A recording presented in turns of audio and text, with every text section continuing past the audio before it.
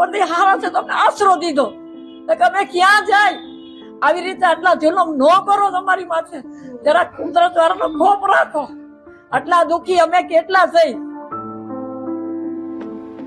આ હાલત છે રાજકોટના જંગલેશ્વર ડિમોલિશનમાં બેઘર થયેલા લોકોની। આ હલીમાબેનના પરિવારમાં 8 લોકો છે, જેમાં તેમના દીકરા અને દીકરી બંને વિકલાંગ છે। મારા આટલા વિડિયા બધા જોયે છે પણ કોઈ જવાબ જ નથી દેતું, કોઈ સાંભળતું જ નથી અમારું। અમારા દિવ્યાંગ સામું તો તમે જુઓ, અમે શું કરી? મારી બેન નથી ઊભી રહી શકતી, નથી બોલી શકતી, નથી કઈ કહી શકતી।